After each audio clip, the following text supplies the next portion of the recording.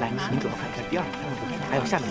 咱们关律师他们这几个律师，这次是特意来解决我们这个案子的。乡亲们，好啊，先听关律师说。这个案子呢，是非啊，是很明显的。其实这就是一起合同违约案。现在最主要的问题啊是，我们要向法庭呢提供有效的证据，而这个证据就是大家手上的原始合同，还有大家损失的一个准确的统计，而这些呢都能够成为将来我们要求对方赔偿的一个基础。我们不包输赢，但是我觉得呢，我们的赢面很大。大家都有合同吗？有。我放家里没带，我的没有。没带啊，那别找急啊。不到了。这有合同的，如果大家愿意，可以跟咱们律师签约委托代理协议，由律师代替咱们向法庭起诉。没有合同的呢，也别着急，你回家再仔细找一找，实在找不到，就把这个你们这几年和对方有合作往来的证明出具一下。啥是证明呢？就是你们近几年来跟对方有金钱来往的银行流水，只要证明你们双方有合作关系的就行，好吧？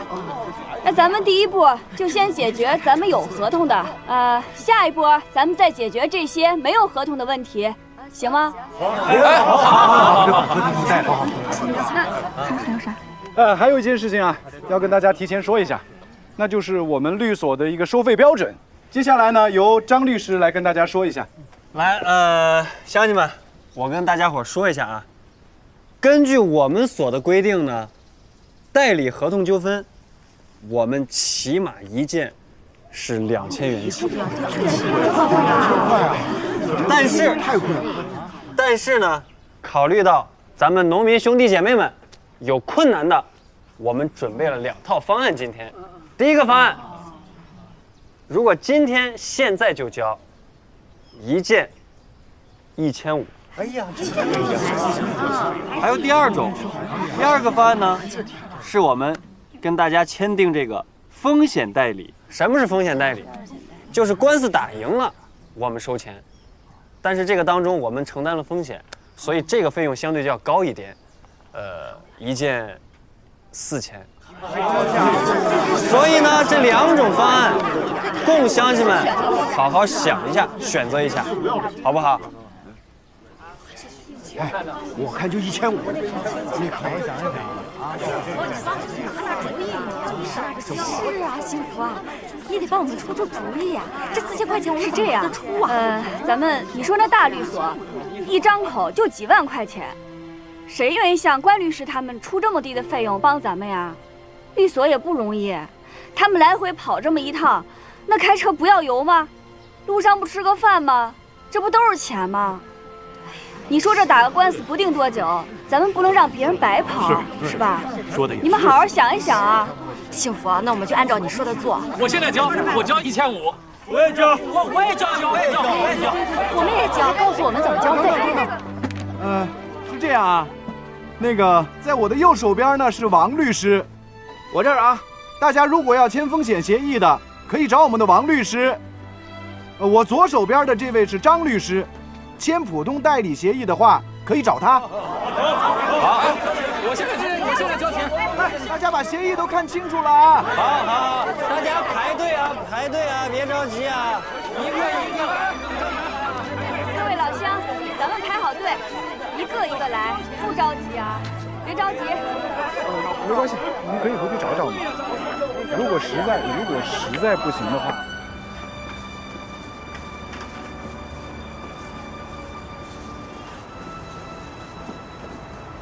哥，庆之，你咋来了？你干嘛来着？我正准备做饭呢。你嫂子现在进城了，能的不行了，跟那几个大男人出去出差去了。我这不自己折腾吗？行了，我打包点饭菜，你也别做了，咱俩一块吃点呗。行啊，你小子，行，走。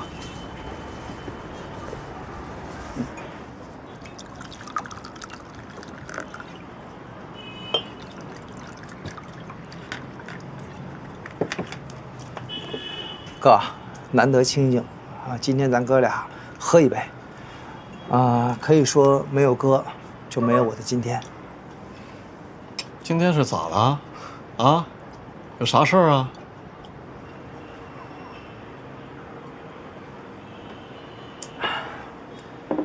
哥，我要去给我们副市长当秘书了。你这是被提拔了吧？我现在也不能想那些啊。你不想不也这么回事吗？你这个成天跟这个领导朝夕相处的，你把领导伺候好，能不提拔你吗？来，哥敬你一杯。哎，谢谢哥。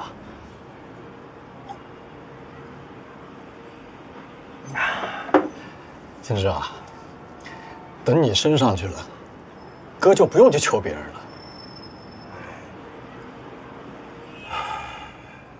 哥，我刚到领导身边，啊，更要小心谨慎，努力工作。这个违法乱纪的事情，是绝对不敢做的。我知道，你放心吧啊，哥就是穷死、饿死，我也不给你找麻烦。只是我有个同事呢，他托我，想求你老丈人帮忙找个工作，就这么一个事情。哥，我正想跟你说这个事儿呢，你以后能不能不要找亚妮他爸了？我也得敢找你老丈人啊！哎，我跟他打个招呼，你知道你老丈人那个脸色，好像我就跟个臭狗屎似的。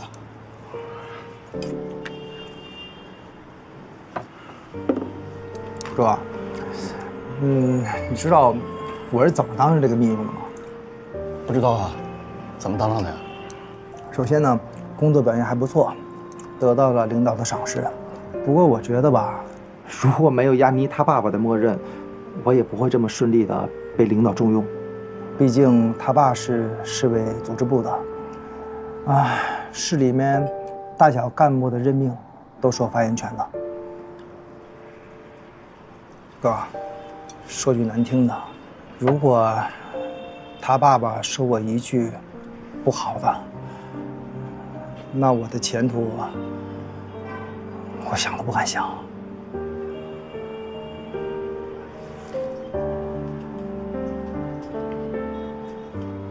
好吧，那哥以后就躲着他就是了。啊，哥，我敬你一杯，因为我受委屈了。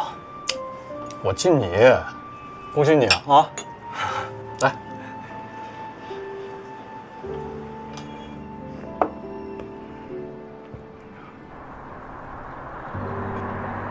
我跟你们说啊，我们回去之后呢，先得帮刘大姐的案子打赢了，有了这个成功的判例，后面的案子就都顺理成章，做起来就轻松了。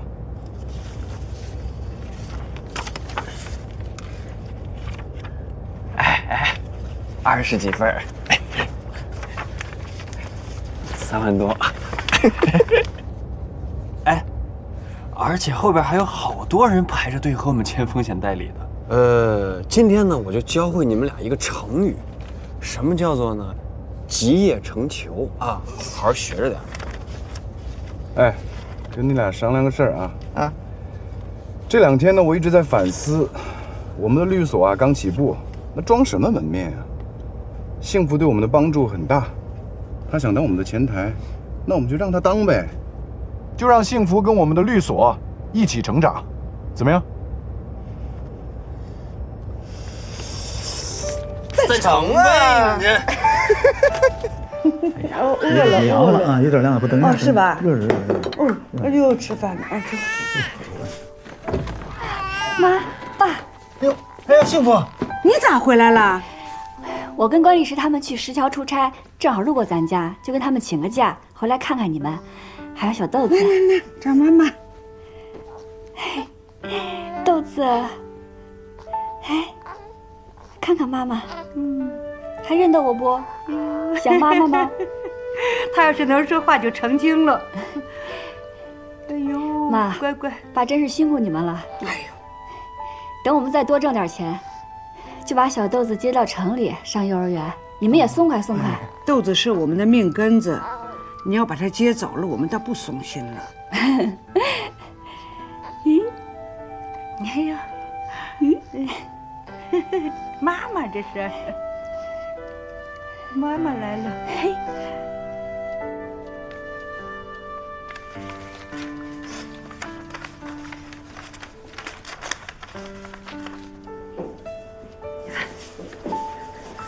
关书记，谁呀？谁呀？哎，我来看您来了。又辛苦了。哎呦，没事。哎呀，又还怎么还带我给东西啊？您带来的。我这来看您也不知道送什么合适。你这是太客气了啊！快坐，坐。哎呀，不用这么客气啊！这算客气啥呀？我还吃了您送我的老母鸡呢。这事儿你还记着呢？那个，人家庆来还好啊？啊，庆来在上着班呢。我以前答应过你婆婆一件事，说这个让庆来上厂子里上班，这个事儿呀还算数，啥时候想回来，那就随时回来。书记，哎呀，谢谢您还一直惦记着我们。哎，那件事儿，哎呀，这个事啊，不提了。就算告的是我，你做的也没错，是叔没有把工作做好。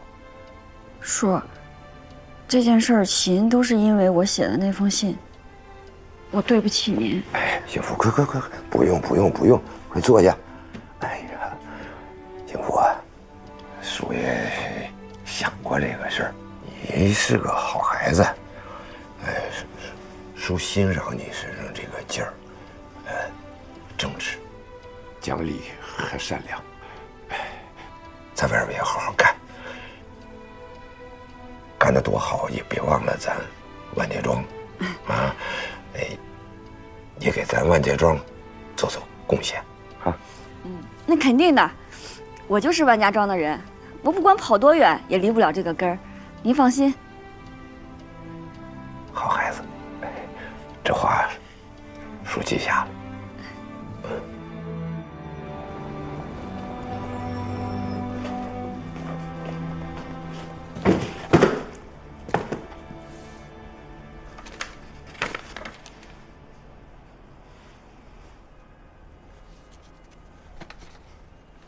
哎，看来我们公司的新前台对自己的职务不是特别满意，不太高兴啊。我有啥好高兴的呀？你一天天就开玩笑，你看也不落实。哎，你怎么还不相信呢？来，现在隆重欢迎一下我们公司的新前台何幸福女士。你们就别开我玩笑了。谁跟你开玩笑了？幸福，你觉得我们俩长得像骗你的吗？对呀。你们俩就，哎，你真的是我们公司的前台了？哎，你俩是专业跑戏的吗？啊，挺好的一个事儿，被你俩说的都没人相信了。何幸福同志，我们有意聘请你为方圆律师事务所的前台，以后的工资呢涨为1个月3000。如果你没有异议的话，确认过合同之后就可以签字了。啊？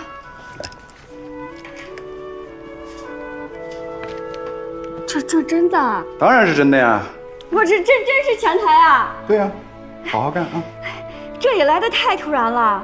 哎，对了，那我勤杂我还继续兼着吧，我每天早来1个小时，晚走半个小时就行。你能行吗？我能干呀。然后呢？还有什么诉求？我既然干2份工，那我也不多要，我每个月你就多给我加500块钱就行。3500就3500，但是你也别高兴得太早啊。虽然现在勤杂的工作呢你是毕业了，但是前台的工作你是刚刚开始，3个月试用期，如果前台干不好，你就继续回去干你的勤杂吧。没问题，加油！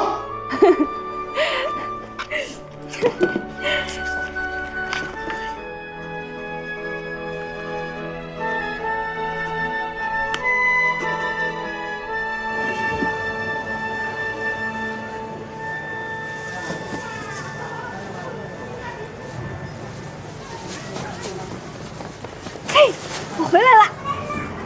你回来就回来嘛，那么激动干嘛？吓我一跳！中奖了！我当前台了。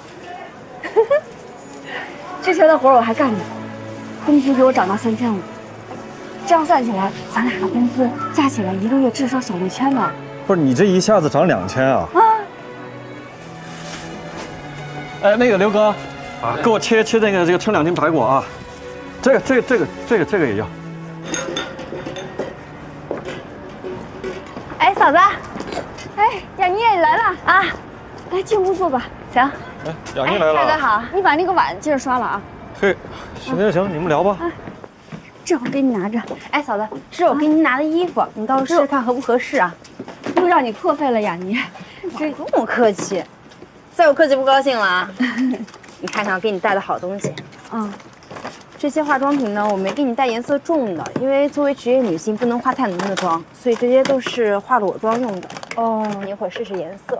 好，嫂子你坐。嗯。把镜子拿过来，你试试。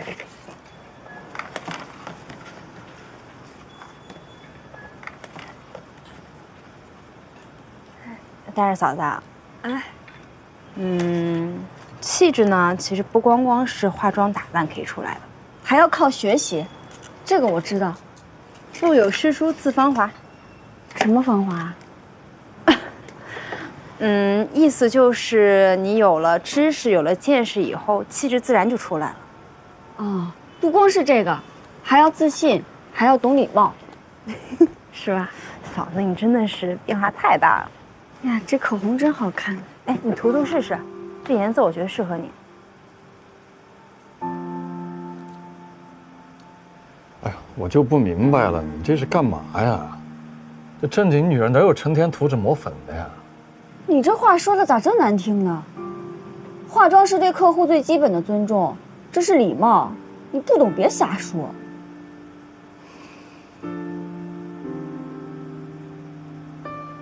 真好看。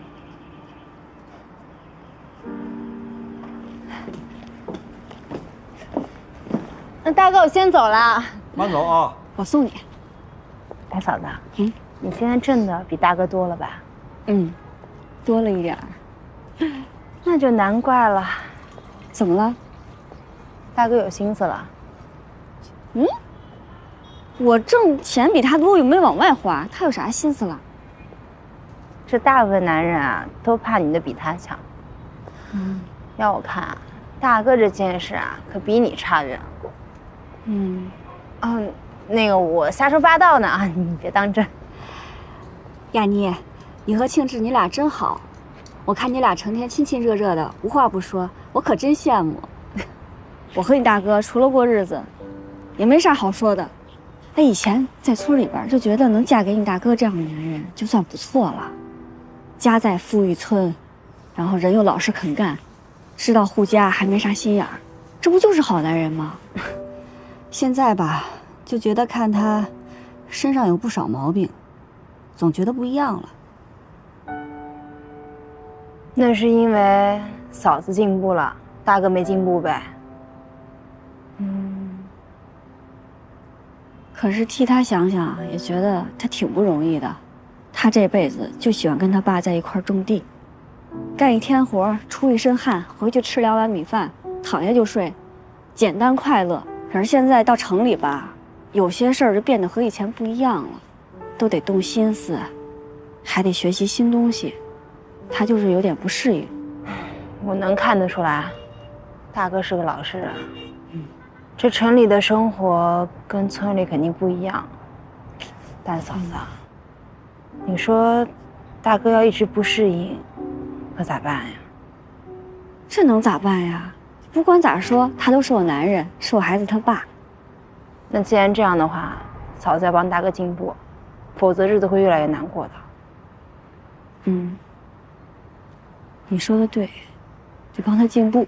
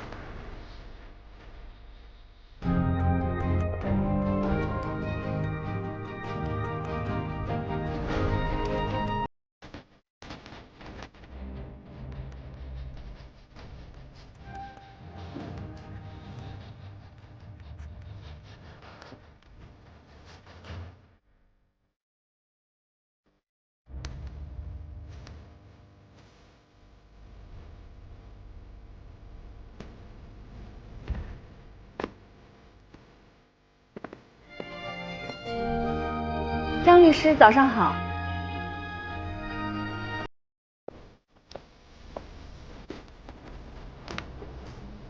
Hello， 毛律师，早上好。Morning。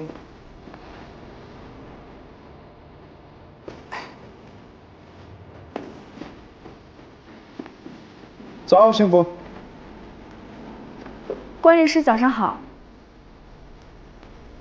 你看什么呢？看书呢。哇，可以啊，都看这么厚的书了。怎么着？你这是刚当上前台，又准备当律师了？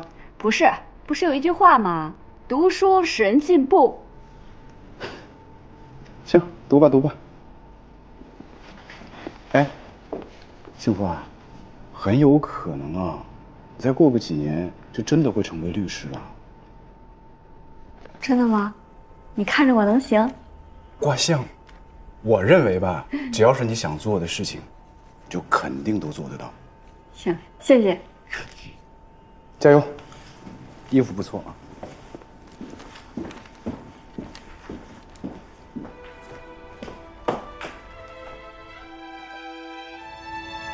秀川县人民法院浮水镇人民法庭民事纠纷判决书，依照《中华人民共和国合同法》第6条、第60条、第107条之规定，判决如下：一、被告美家商贸有限公司于本判决生效之日起15日内，依照合同的约定继续履行合同，将原告刘玉英种植的苹果包销。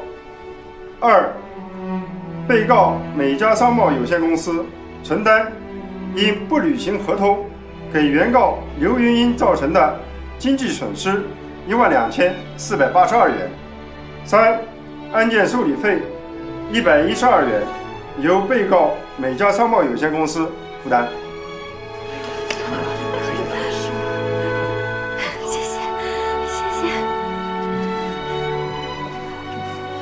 来，大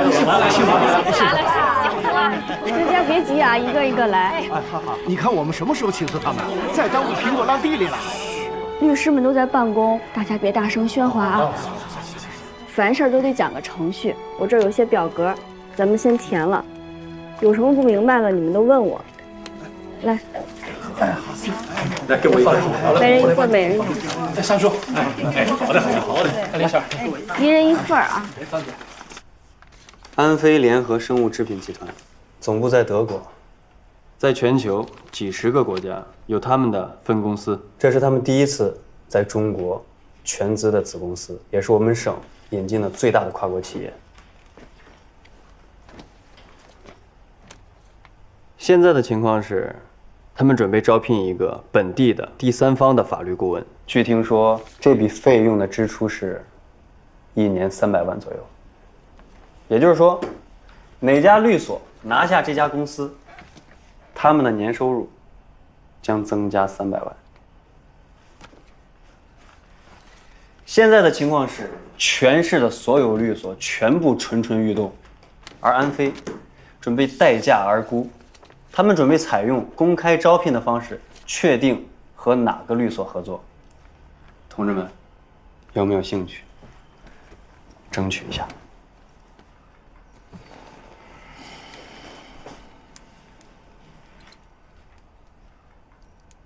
说话呀！300万，如果我们拿下这300万，我们就此摆脱现在的窘境，腾空而起了。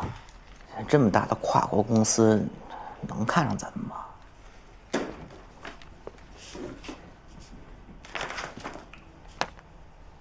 对呀，现在我们手上还有上百个村民的案子，律所呢就只有我们3个人，忙不过来啊。对啊。100多什么案子，100多个案子加起来几十万，这可是300万啊！而且那100多个案子都是一样的，合并在一起，走个流程就完了。咱们仨随便谁一个人全打了。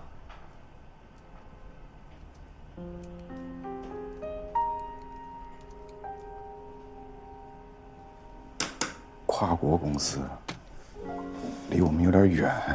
别再拿你的胆怯找理由了，好吗？关律师，外面来了10多个当事人。是石桥村的吗？嗯。你告诉他们，第一个案子已经胜诉，他们的败不了，法院有法院的安排，有消息我们会第一时间通知他们的。哦。去吧。不过啊，咱们以后可能还真得好好选一选当事人，好好的挑一挑案子了。就咱们现在这些当事人来说吧，也够奇葩的。哎，我上次代理那家，那个叫三林，我正在法院办起诉手续，他倒好，提着东西上门找对方和解。要不是我发现及时，万一谈下来对咱们任何不利，或者咱们没有办法去实现的条款，对咱们麻烦很大的。这话也不能这么说，毕竟这些案子积少成多，能解我们的燃眉之急。当然了，我们的业务要发展，光靠这些案子肯定也是不行的。所以就去争取安飞集团啊。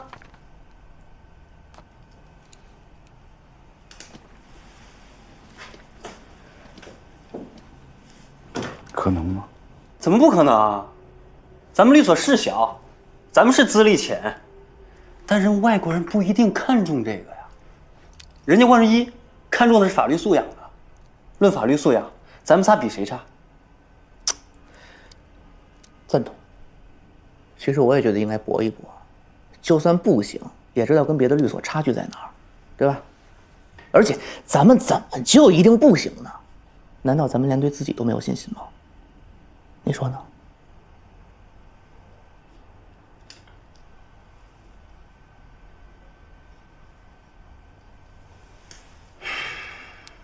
行，干。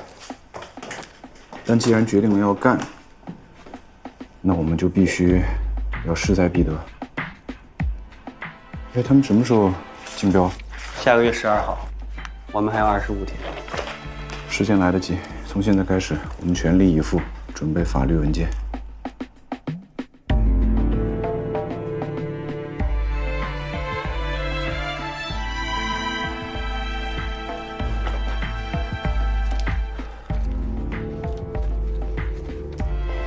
吃饭了。张律师、王律师，吃饭了。哦。关律师，吃饭了。哦，先放那儿吧。哎，幸福，你查一下这个星期有哪几个案子要开庭？这个星期还有9个案子要开庭。哦。怎么事儿都赶在一块儿？我们现在要争取安飞集团的代理，得花大量的时间做投标准备。那些案子要能延期到下个月就好。啥？这要是能到下个月，那苹果在老乡手里不就烂完了？也是没办法呀。对，幸福，你跟他们说，别总让他们往咱们这儿跑了，路上也挺辛苦的。等有消息，我们会第一时间告诉他们。你们谁能来帮我看一下这个材料的司法解释？哪个？这。外商投资企业股权转让合同成立后，对，就照他上面说的这个去实施就可以了。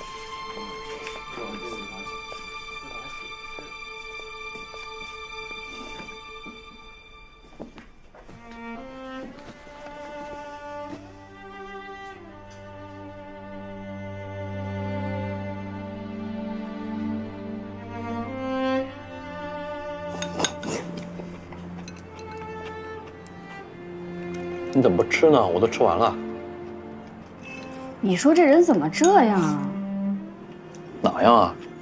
就为什么一开始好好的，走着走着就变了？你说我们啊，那还不是因为阵地的事儿？我不是说这个，我说的是关涛他们。一开始接到农民案子的时候可高兴了，还说要帮老乡把钱给打回来。现在变了，也不上心了。谁给的钱多就帮谁呗。说到底就是瞧不起农民。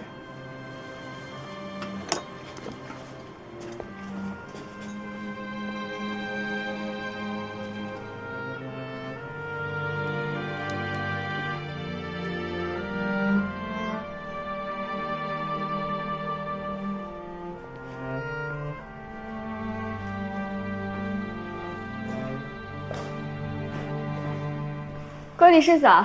早。吃早饭了吗？睡得晚，起得早，没胃口。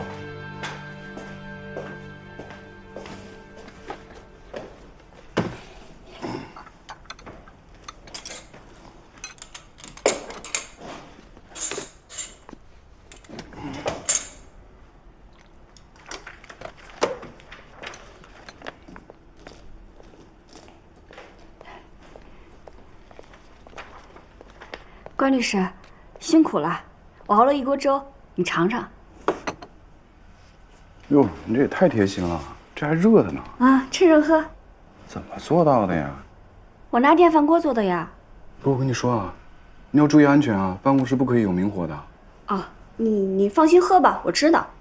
哇，好香啊！我突然就有胃口了，我尝尝啊。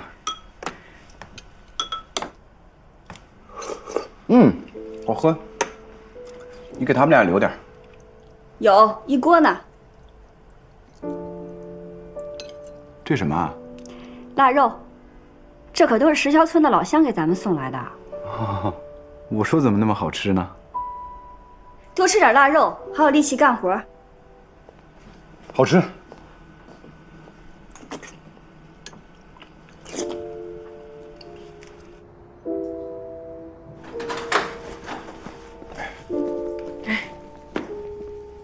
我完事儿了。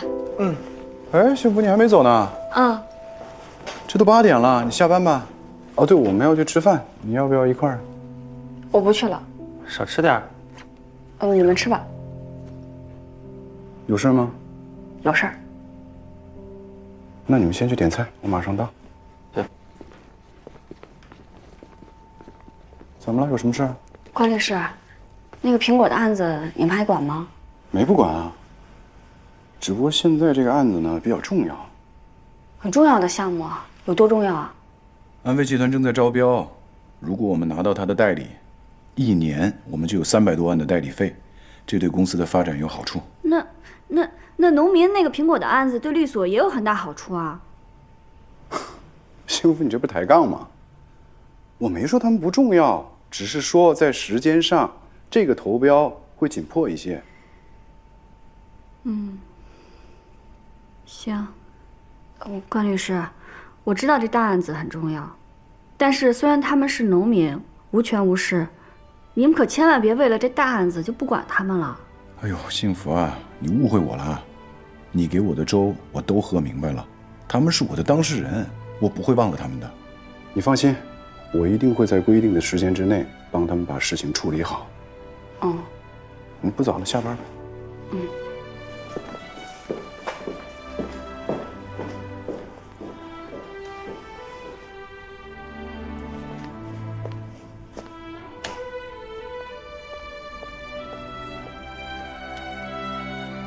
幸福，虽然现在我们是3个穷光蛋，但等我们今天回来，就腰缠万贯。文涛，怎么样？准备的差不多了吗？好了 ，Let's go。哎，对了，幸福，我们去参加竞聘会，这个家呢就交给你了。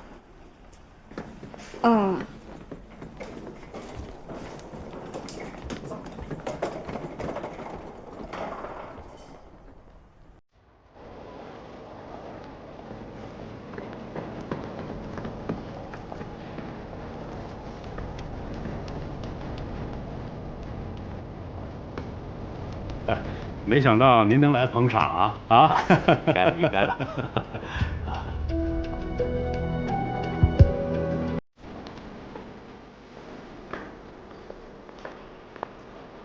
那不是律协的肖副会长吗？他居然也来了。还有著名的司法理论专家，阵容挺强。进去。弗兰肯先生，以上呢是我们旭泽律师事务所简单的介绍，谢谢。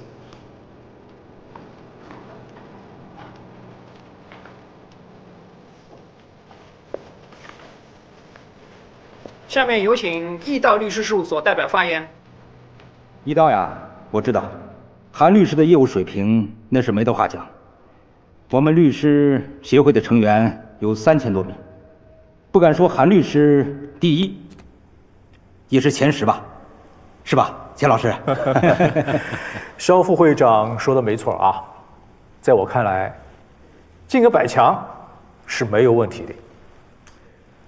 作为一名律师，业务能力当然是很重要，但是更重要的是人际关系啊。韩律师在这个方面是尤其擅长啊。二位过奖了，这个我干了20多年律师，有一个体会，其实啊，这干到最后，大家这业务水平都差不多，啊，就是那法律条文比谁背得熟呗。那我听说各位是第一次来中国，在中国当律师呢，你除了业务能力要好以外啊，跟社会各界的沟通能力也要好，啊，我们的优势呢，就是说我以前在不同的部门都工作过几年，这上上下下的关系都比较熟，啊，是不是啊，强老师？是啊，是啊，我记得我刚调任到这个市来工作的时候啊，我头一天报道，你第2天就找到我家来了啊。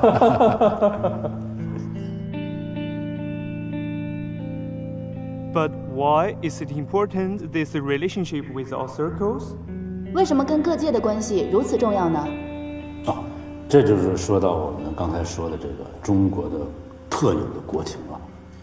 您在中国做企业呀，如果没有搞好上下关系，你是很难做得大、做得强的。跟各界人士打交道呢，也恰恰是我们易道所擅长的。哎，小何，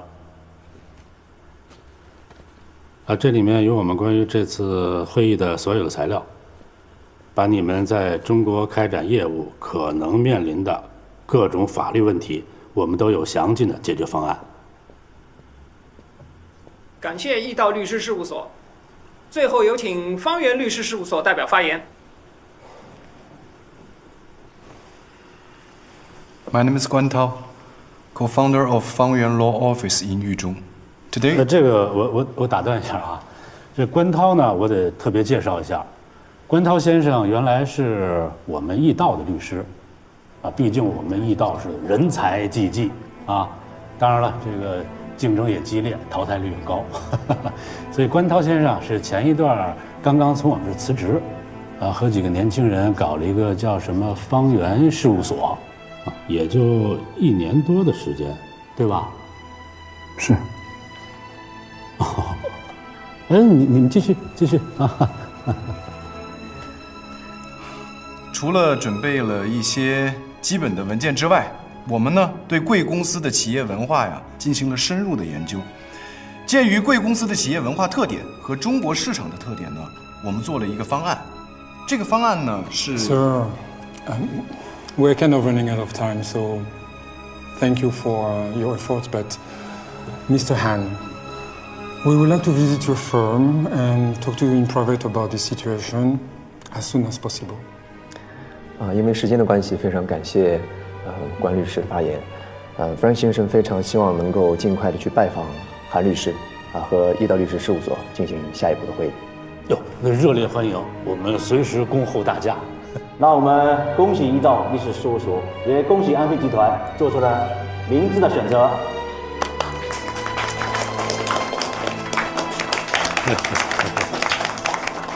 本次项目招标会到此结束。Frank 先生，我能不能耽误大家一点时间？我想说几句话。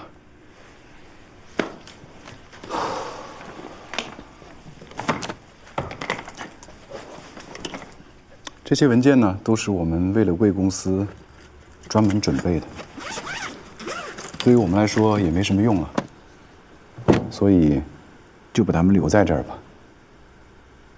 有时间的话，你们可以翻翻看。要是可以给贵公司带来哪怕一点点的帮助，对于我们来说，也是一件值得开心的事儿。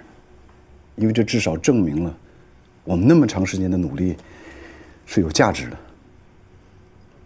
不管怎样，我们都尊重贵公司的选择。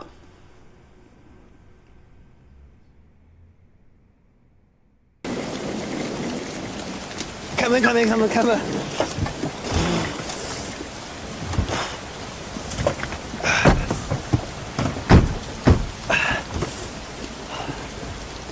哇，怎么下这么大呀？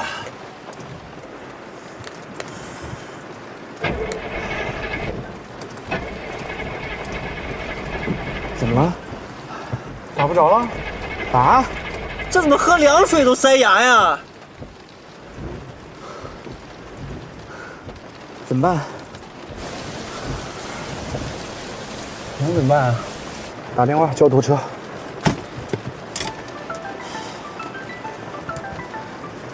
哎，幸福，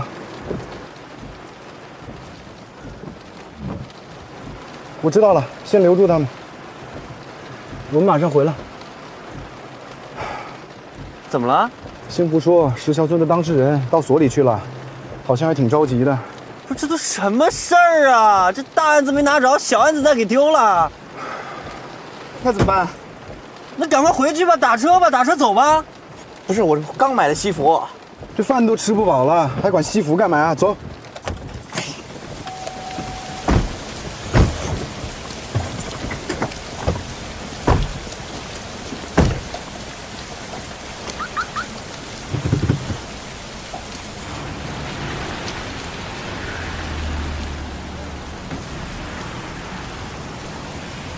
哎，我去，没车呀，怎么办啊？走，跑回去啊！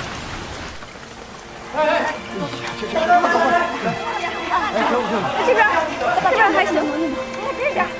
哎，行，快，这往下跑。哎，三叔，给我一个塑料袋，来把这个电脑吊上。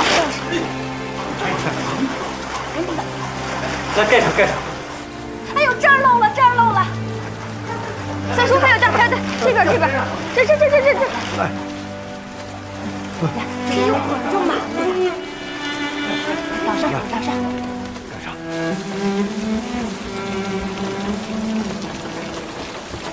这儿漏了。别，这儿漏。拿好。哎呦，我去。把这边也打。来。哎，这个。放进去。哎呀，好这个。还有这儿。幸福。哎，来了！我就说，你们看，3个律师为了赶回来帮你们办案子，都淋成什么样了？关律师，他们都等你们好久了。房屋漏水，幸好这些当事人在，能帮帮咱们。关律师。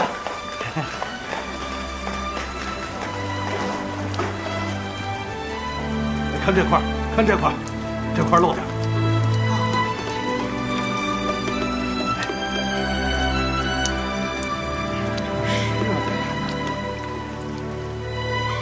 我也得接着，就放心了。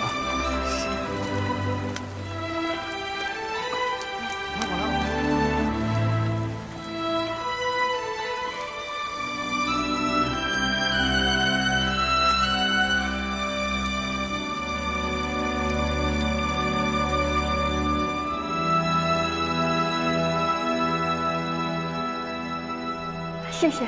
哎，赶快坐，没什么事嘛，我们先走。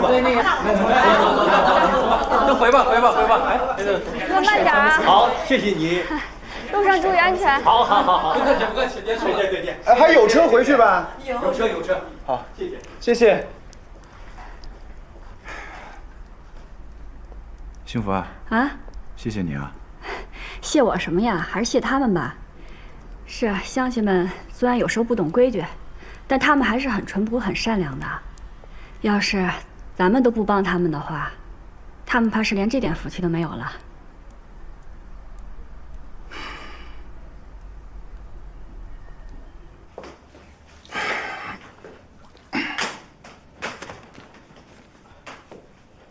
咱们账上还有多少钱啊？咱这个月没挣钱，之前挣的也花的差不多了，大概还有1万多吧。天哪，为什么你一定要过着这种捉襟见肘的日子呢？我跟你说，幸亏幸福帮咱们找的这些小案子，不然就真黄了。吃饭了。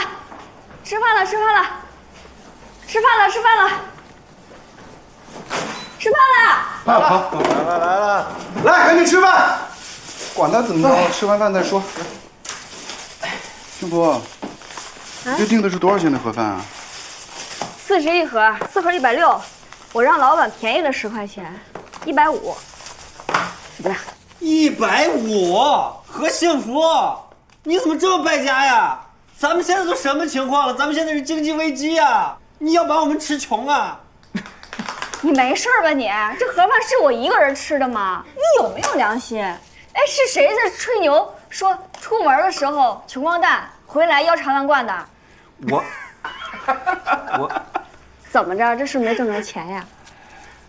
没关系，钱是穷种，越花越有，吃饱了喝好了再挣钱呗，是吧？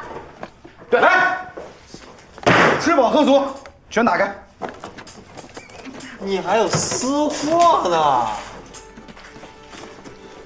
我跟你说啊，他特逗，哎，一路上势在必得，势在必得。你得了吗？对，你好啊，你好。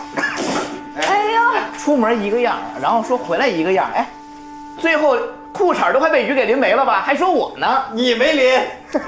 幸福啊，我算是发现了啊，不管我们这个律所有多么的失败，也不管我们有多么的穷困潦倒，你永远都在身后，像个后盾一样，提供我们的吃，提供我们的喝，所以你是方圆律所的最宝贵的财富。没错，真的，真的，当然是真的呀。那就把我那前台的试用期给划掉呗。兄弟们，你们说呢？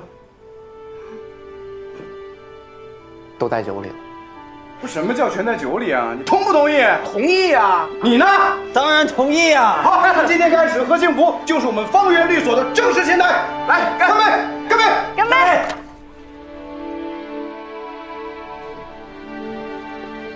拜拜。哎，你们路上小心。放心，天黑之前就回来了。好。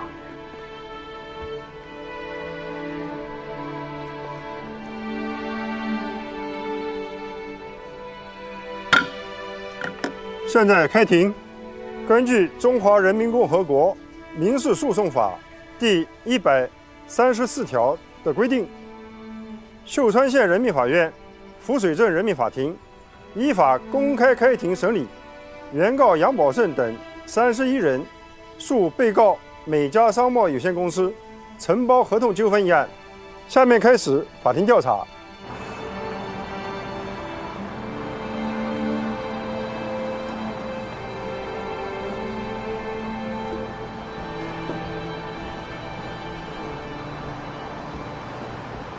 Should be here.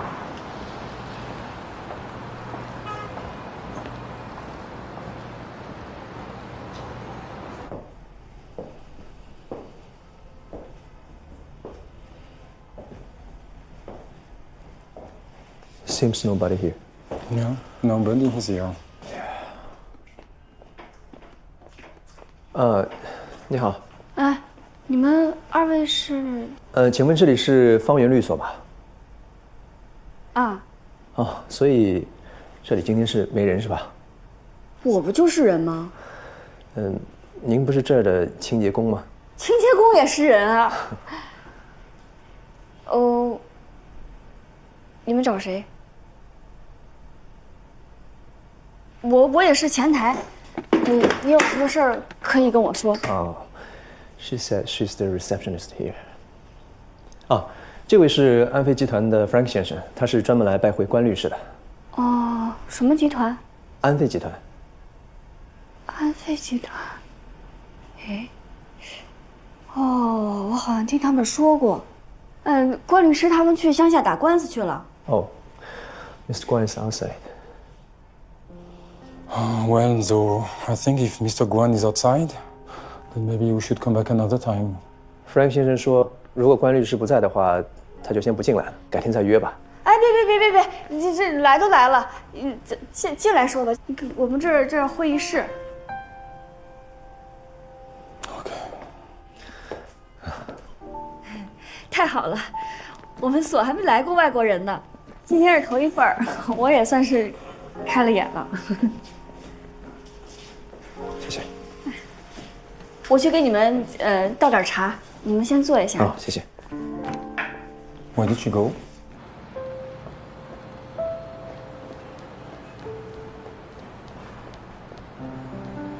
喂，小花。哎，那个，你那儿怎么样了？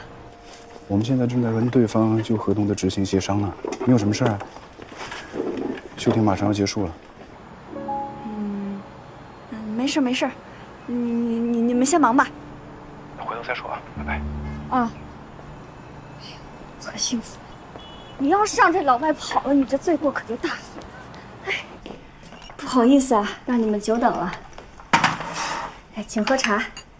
这是我关律师他们第一次打赢官司买回来的，买完之后就再也没喝过，我也没喝过。你们尝尝，应该还挺好喝的。 She said it's a great tea. She kept them for a long time. Okay. Enjoy some. Okay. How many lawyers are working in this firm? 你们律所一共有几个律师啊3个。哦 ，three. 啊，不对，4个。Four. Are you also a lawyer? 你也是律师吧？我不是，我就是前台，还兼着勤杂工。但我跟他们，我们是一个集体，我一个人能顶好几个人使。She said she's tough enough to do a lot of work at the same time. Do you think we can entrust a legal affairs to such a firm? 他说什么？啊，没什么，他只是他是不是觉得我们律所小啊？哦，没有没有。你告诉他，庙小神灵大。这财神爷也不算大，但是家家户户可都敬着呢。What did she say? She's from countryside. She's keeping telling local stories. I don't understand why this company have asked a peasant woman to welcome us.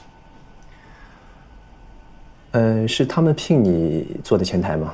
不是，是我自己硬干上的。She insists herself to be the receptionist here. What? 我家在农村，因为跟村里面闹了些矛盾，然后就来了城里，就到了咱们所里。So she turns into city. 他们1个月就给我开1500的工资。1,500 as salary. What? Only 1,500? 这么少吗？啊，你们也觉得少是吧？我也觉得少。我之前一直让他们给我加工资呢。She is always keeping ask them to increase the salary. So, why are you still working here? 那你为什么还在这工作？因为他们人好呀。他们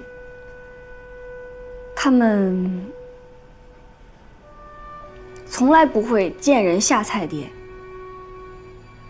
从来没有因为我是农村人就瞧不起我。She said they're good men of integrity, and they never look down on her, as she from the countryside. 后来我就干上前台了，他们也给我涨工资了。Finally, they end up increasing the salary for her. Oh, okay. 不错啦。不错了。不错啦。不错不错，是不错。哎呀，咱们的官司打赢了，乡亲们！现在我们要做的就是在这上面签字，然后在你们的名字上摁上你们的手印。一个一个来。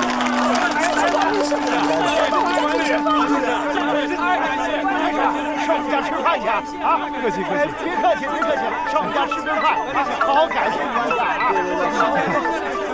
哎，关师傅啊，关律师打电话什么事儿啊？你们怎么样了？已经结束了。结果呢？结果很好，我都说了我不会不管他们的，你放心吧，大家都很满意，都说让我去他们家吃饭呢。你别吃饭了，赶紧回来吧。怎么了？有什么急事吗？那个弗兰克先生来了。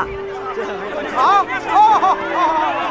哎，他不能走啊！他来多久了？他来干什么？来了一会儿了，我跟他聊了会儿天。看来他们是想和你合作。哎，你们快回来吧，我都不知道该说啥了。你怎么不早说呢？现在才告诉我。我不是怕你们那个不专心给咱们村民办案子吗？怎么可能啊！我跟你说啊，不管你用什么样的办法，一定把弗兰克给我留下，我马上回来。哎，拿着东西，走。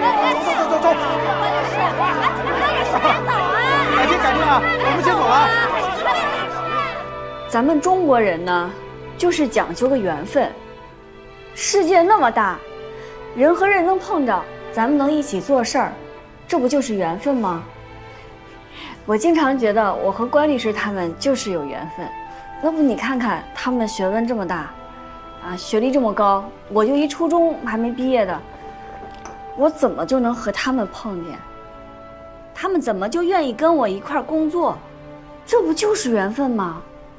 弗兰克先生，你们之前只见过一面，今天你就特地跑过来找他们，咱也见着了，这不就是缘分吗？ She's talking something about fate, the fate between Mr. Guan and her. And she asks you, do you think it's also fate that you come all the way here to visit Mr. Guan, even though you just met him once? What do you mean about fate? 缘分对你来说是什么呢？缘分就是，就是一堆人里面，我一眼望过去，就是你了。It's something like you pick out someone among a bunch of people at your first sight on him.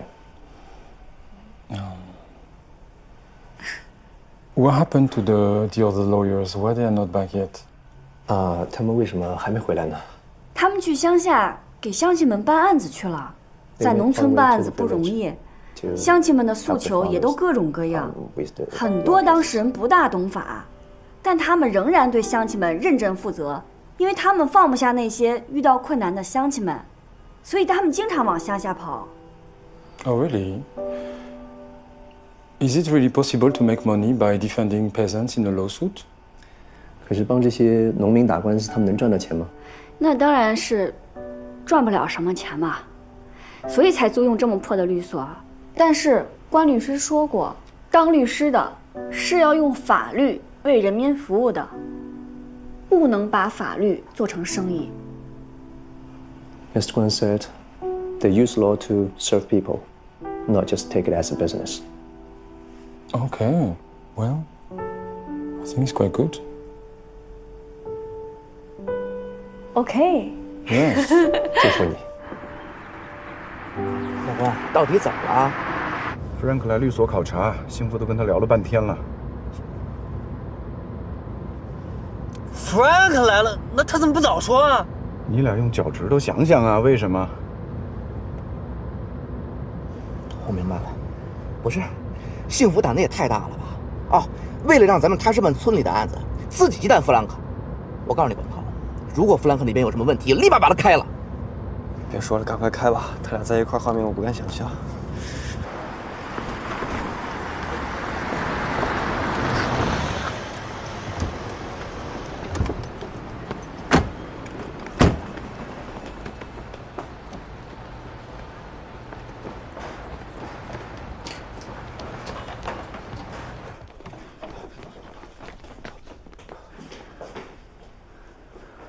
没事，幸福应该把人稳住了。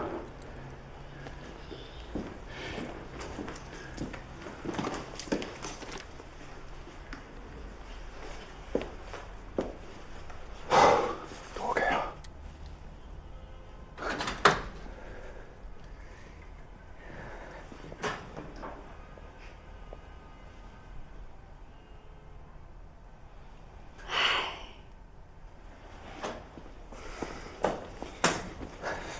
我早就说过，人家根本是不会聘用像咱们这一个小律所的。幸福 ，Frank 呢？走了。走了，没留住他。我留了呀，没留住，他非走不可。我给他沏了这么好的一壶茶，他就喝了一口。完了。嗯？什么完了？你们官司不是打赢了吗？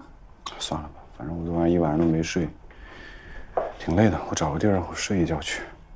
哎，别走啊！哎，这个我给谁呀？弗兰克留了张名片，说让你们联系他。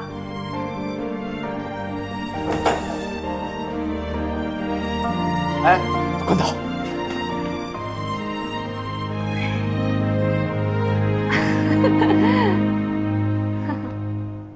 不要脸！不要脸！不要脸！案子抢走，没见他分这么大不给钱，人家凭什么给你干活？你不知道啊？主任，对方要求取消和咱们的协议。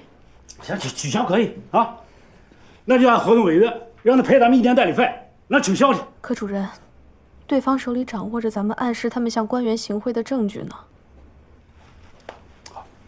有证据让他们拿出来，啊，到时候看谁倒霉。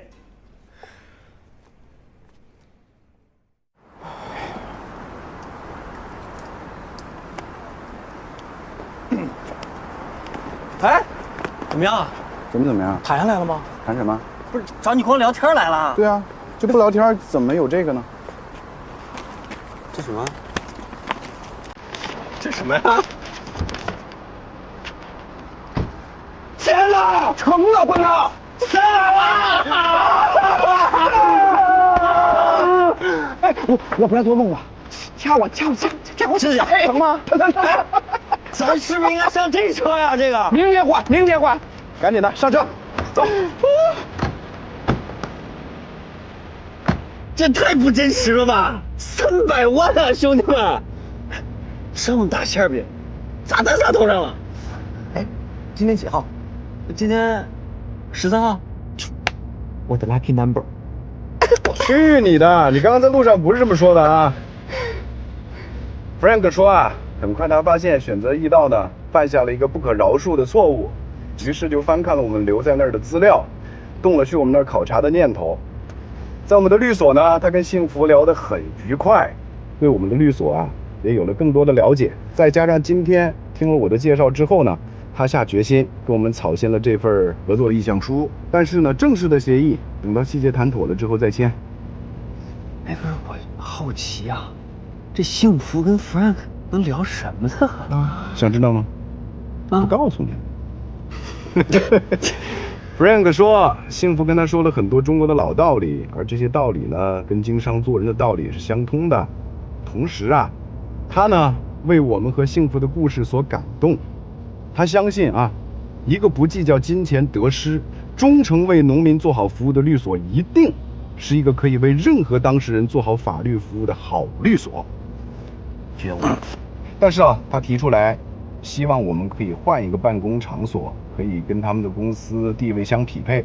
同时呢，他希望在我们新的办公场所里有幸福的一个位置。哎呦，吓死我了！哎，位置肯定给，那毕竟幸福是咱们的镇所之宝嘛，对不对？哎，还有个事儿跟你们俩商量一下啊。坦白说啊，谈成这300万的案子呢，幸福有很大的功劳，对不对？对。我的意思是啊，为了公平，我们是不是应该给幸福一部分报酬啊？肯定给。你这样，你给他拿2万。不对啊，按照常规的分成比例，我们应该给他2%到3%啊，也就是6到9万块钱。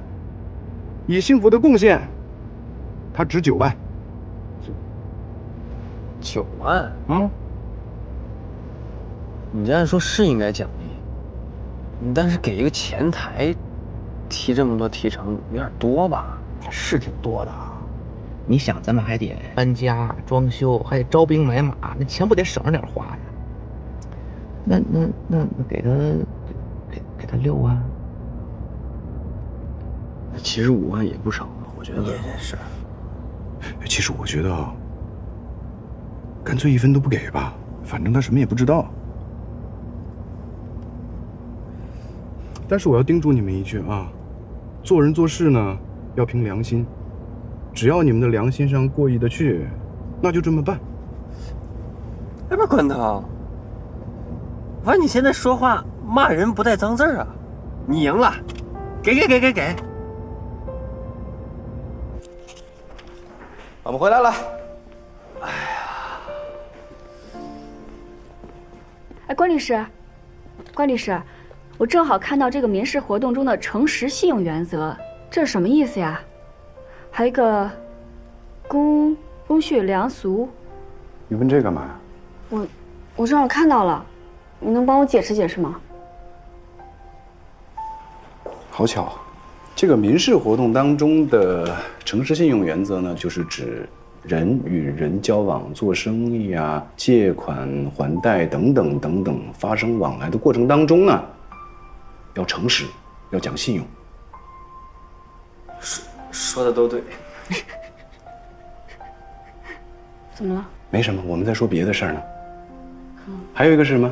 公序良俗。这个公序良俗呢，就是指一般的社会活动当中，大家共同遵守一般的原则和风俗。也就是说呢，要有道德，有良心，对吧？你别看我们了，我们都知道啊，谁让你是老大呢？谢谢理解啊。还有一个消息啊，我们呢跟 Frank 已经草签了合作意向书。签了呀！我就知道他会选择咱们。那咱们所是不是就挣大钱了？是。那既然挣了大钱了，那咱们也用不着为了有上顿没下顿发愁了。那未来是不是就能更好地为咱们农民同志服务了呀？是啊。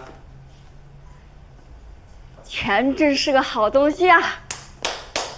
幸福啊！啊，这个案子的成功呢，你有一定的功劳啊。哎，对啊，是我接待了他。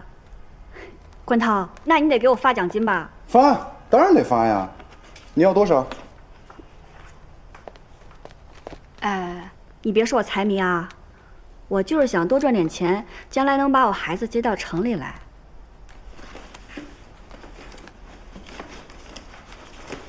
2000。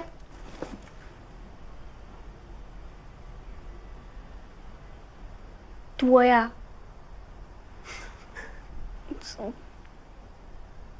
你别这么看着我。1000。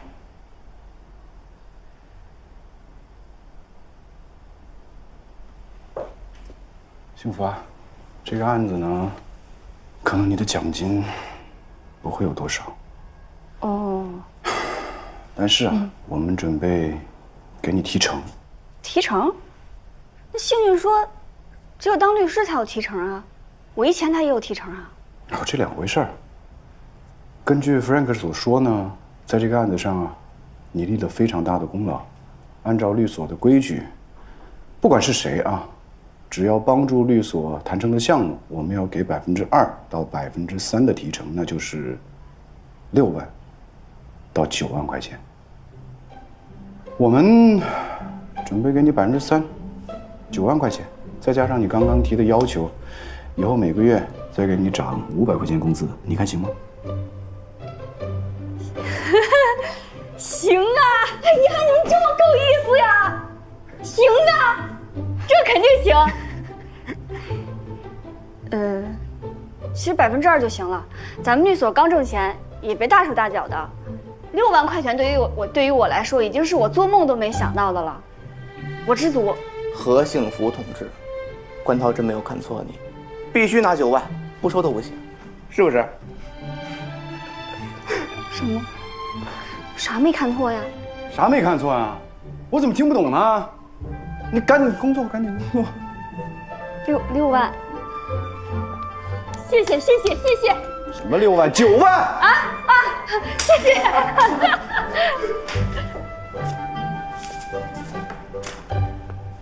哎呀，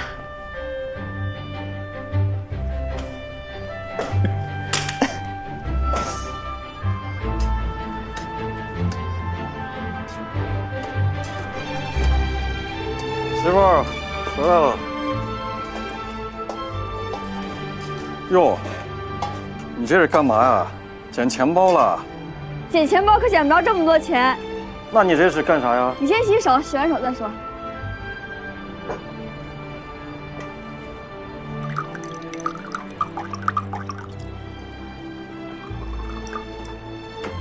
好消息，好消息！今天我挣了9万块钱。我不但挣了9万块钱，而且往后的每个月还给我加了500块钱的工资。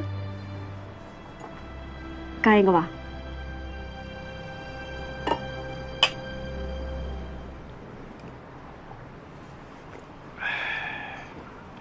你逗我玩呢？啊？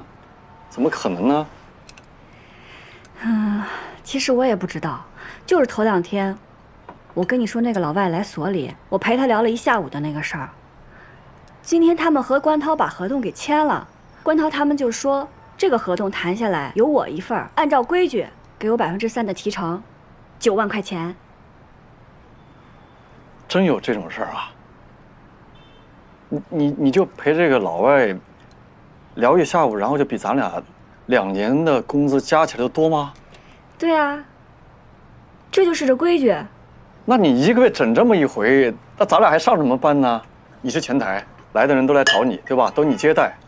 你想啥呢？怎么可能天天有这种好事儿？这对我来说也是800辈子都遇不到1回的事情。再说了，人家是冲着关涛他们，也不是冲着我。要说这事儿，其实我现在想起来，心里也挺后怕的。万一我那天要是说错话了，把这事儿给谈崩了，那不就成我惹的祸了？现在就是关涛他们做事厚道，说我在其中起到了很大的作用，给我钱。对呀，他们可以不给这个钱啊，那他们为什么要给你啊？那是因为他们讲诚信、讲规矩。行了吧，你进城这么长时间，哎，你见过讲诚信、讲规矩的人吗？关涛他们就是。那万一他们有别的想法呢？我咋就不信有这种人呢？平白无故的把钱送给别人，这不是神经病吗？你才神经病呢！怎么回事？我挣钱你是不高兴吗？没有。那要不这样吧，明天我就去跟他们说，这钱我就不要了。反正这钱也没到我手里。那也没这个必要吧？我就是随便一说的，我只是觉得这事有点怪，你要小心点。瞅你那小心眼的样子，你放心吧，你媳妇儿一点也不傻。我是怕你上当受骗，好吗？幸福啊，你看你这一下挣了这么多钱，加上征地补偿留下来的5万块钱，这万书记的事儿也过去了。要不咱俩干脆回去建大棚种蔬菜得了。你看咱俩住这地方，哪有家里舒服嘛？是不是啊？回去以后，咱们还可以多照顾爹妈和小豆子，你说呢？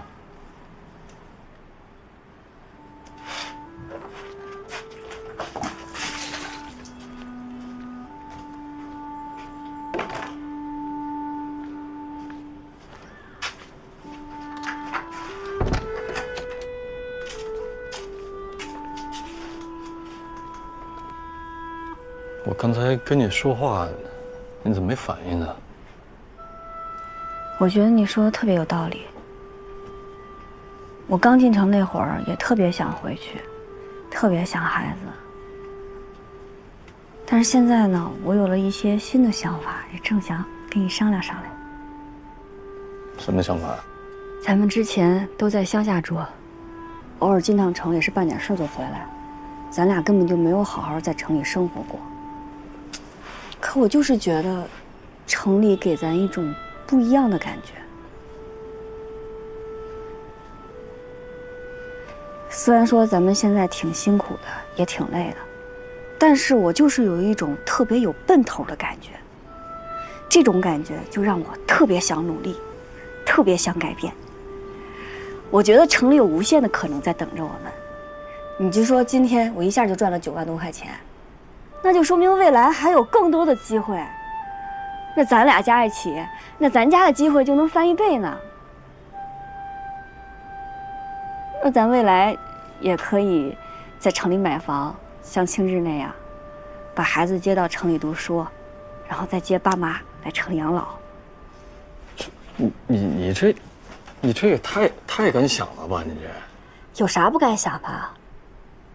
我之前在早教中心打工的时候，我看人家那小孩那么小就开始学习，就开始接受教育，我就希望小豆子也能像人家那样。可是小豆子现在上早教也已经来不及了，但是咱俩再努力，多赚点钱，那过2年，说不定就能把孩子接到城里来上托儿所，那多好呀！那当然好了，可哪有说的那么容易呀？谁容易啊？大家不都是得努力坚持吗？就像关涛他们。他们啊，真的是运气好。主要还是因为他们努力坚持，做人又好，要不然人家怎么会接到这么大的案子，赚这么多钱？所以说，咱们也应该努力坚持。可我总觉得我在城里，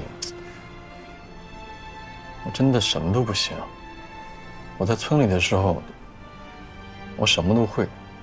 哎，我一下地，我浑身都是劲儿，比在这儿自在多了呀。哎，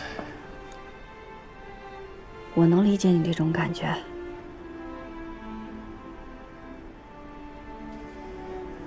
可你就不觉得这城里面有咱村里没有的东西吗？你就不想像城里人那样生活吗？哎，咱家就在那儿呢，也丢不了，也跑不了，而且咱俩有工作，既然都来了，怕啥呀？就当是为了小豆子，咱再拼一把，那说不定能成功呢。你看那电视上面有那么多从农村走出来的成功人士，人家都行，为啥咱不行？你这个叫做梦，你知道吗？做梦怎么了？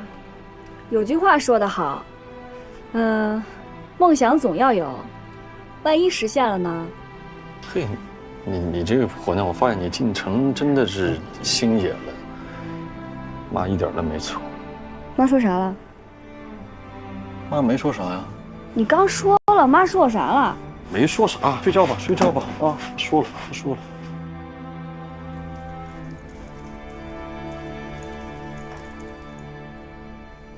小山，你说对面那小区1平米得多少钱啊？这个呀，哎呦，一般的户型得3万8、9，好点的过4万了。那么贵啊？你不看这什么地段，市中心呀。不过我都研究好了，要我可不买这儿。从咱这儿坐公交车8站地，风景家园，1平米才1万2。那你为啥不买啊？我得有钱呀，大哥。嘿，那你说这么热闹，好像你啥都知道似的。嘿，真不是我吹啊，来哥。放眼咱整个全市房地产市场，什么价位、什么地段、哪有新盘，我一清二楚。你又不买，你研究这个干嘛呀？万一哪天我有钱了呢？你看，一个住5号，中了就是2000万。你怎么跟我媳妇儿一样啊？啊，都爱做白日梦。你媳妇儿也不管你啊，就这么乱花钱。她管我干嘛呀？我风吹雨打的赚钱养家，她还好意思管我买彩票？你媳妇儿不上班啊？我不让她上的。我俩分工明确，我负责赚钱养家，她负责貌美如花，外加收拾家务。我总不能累了吧唧回到家还得扫地做饭吧？嗨，我给你说说我的心得吧。这城里的花花世界，女人一旦有了工作，赚了钱，开了眼界，那不可控因素就太多了。要不然城里的有钱人都离婚了。没你说那么夸张吧？哎呦，人性的弱点啊，是复杂又多变的，无一例外。行了，你别吓唬人啊。不过来哥，你可不一样。要我说，你的背景比咱队长的背景大多了。咱队长他姑父就在后勤干个科长，你说那可是组织部的处长啊！你要是当咱队长那多好，工资都起码能翻1倍呢。队长的工资比我们高那么多吗？你以为呢？这领导能是白当的呀？哎呀，队长，宋小山，王庆来，这执勤期间你们坐没个坐下？刚才嘀咕什么呢？这不没什么事儿嘛，我们就随便聊几句。这怎么了呀？什么怎么了？有事没事都一样。雇你们过来是过来执勤的，不是过来聊天的。你们能干就干，不能干就滚蛋。说你们2句还顶嘴了是吧？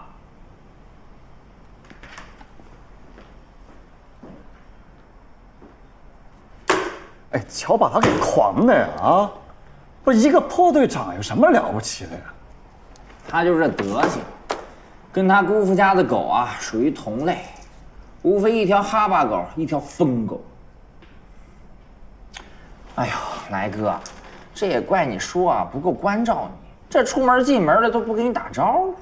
这你说要是当着咱保卫科长的面跟你多亲近亲近，别说队长了，咱科长见你也得乐呵的呀。嗨，我叔那人就那样，当着人的面挺清高，背后对我们挺好的。背后对你好有啥用啊？